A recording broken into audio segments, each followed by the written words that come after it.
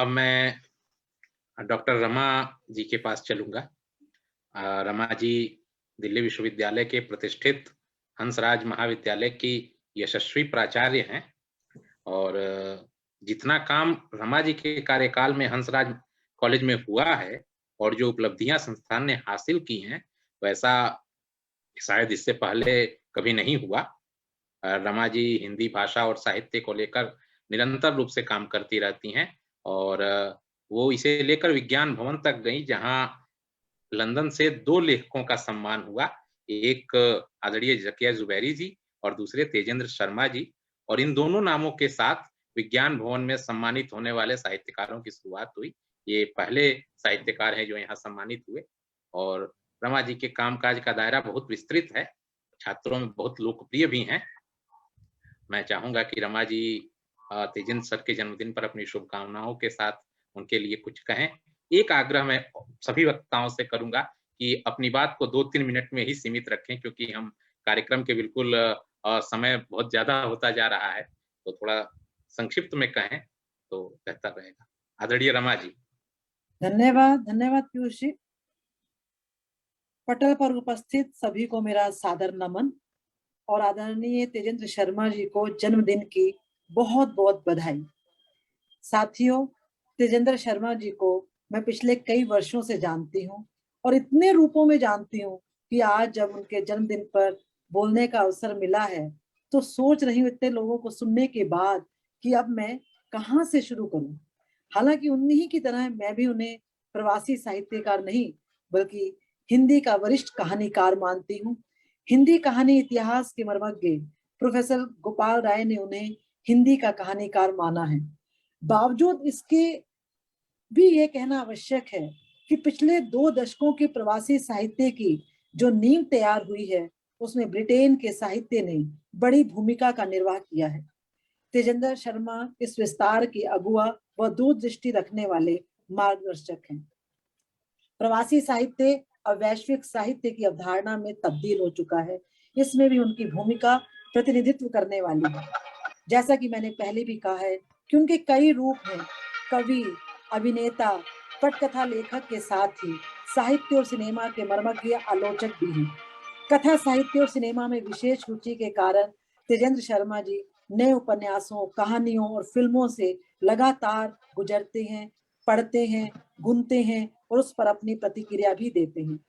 दरअसल नई पीढ़ी के लोगों को पढ़ना और उन पर लिखना प्रोत्साहन देना उन्हें भाता है। संक्षिप्त में कहूँ तो क्रमवार तेजेंद्र शर्मा का साहित्य, सिनेमा और अन्य रुचियों में लेखन की बात करें तो शर्मा जी की कहानियां अपने शिल्प और कथ्य में ऐसे विषयों की शोध है जिस तक पहुंचने की कोशिश सामान्य लेखक नहीं करते हैं।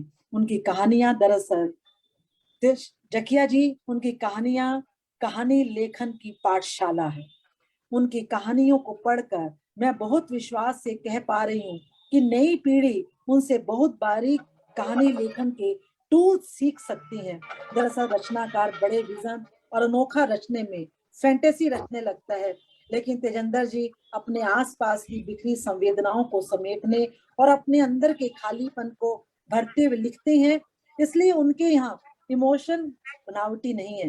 वे लिखते हैं, दिल में जब दर्द जगा हो तो लिखा जाता है, घाव सीने में लगा हो तो लिखा जाता है। तो तेजेंद्र जी घाव को कम करने के लिए दर्द को शब्दों में बांध कर समेट देते हैं। उनकी कहानियों में मृत्यु बार बार लौटती है। इस मृत्यु के कई रूप हैं, कई रंग हैं और उन्हीं रूप रंगों में जीवन का हल है।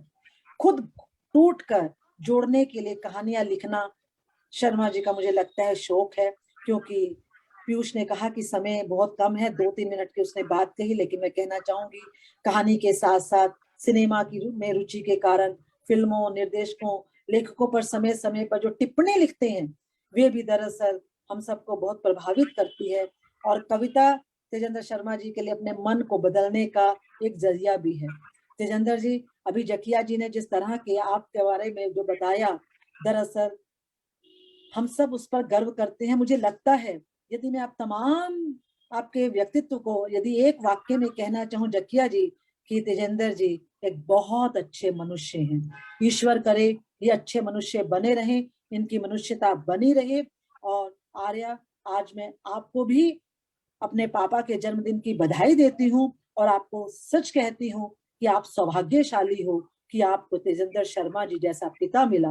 और तेजेंद्र जी, आप भी सौभाग्यशाली हैं कि आपको आर्या जैसी बेटी मिली। ईश्वर करे इस पिता पुत्री का संबंध हमेशा ऐसा ही बना रहे।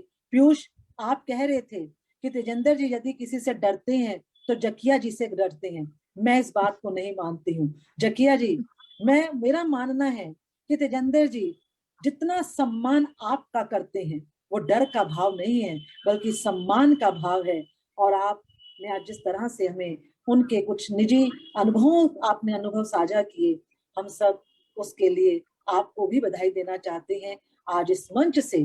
पीयूष, मैं आपका विशेष धन्यवाद करती हूँ कि आपने इसमें मुझे शामिल किया। तेजेंद्र जी, आपको जन्मदिन की बहुत बहुत बधाई, हार्दिक बधाई। ईश्वर करे आप दीर्घायु हो। ईश्वर ने जितनी आयु लिखी है वो हम में से किसी को नहीं मालूम है, लेकिन जितनी आयु आपकी है, आप स्वस्थ रहें, आप इसी तरह से व्यस्त रहें, लेकिन जीवन की अंतिम क्षण तक आप इसी तरह अच्छे मनुष्य बने रहें, हम सबके प्रेरक बने रहें, नई पीढ़ी के प्रेरणा स्रोत बने रहें और हम सबके मार्गदर्शक बने रहें। हमारे ईश्वर से यही प्रार्थना है। बहुत बहुत धन्यवाद। सादर नमस्कार।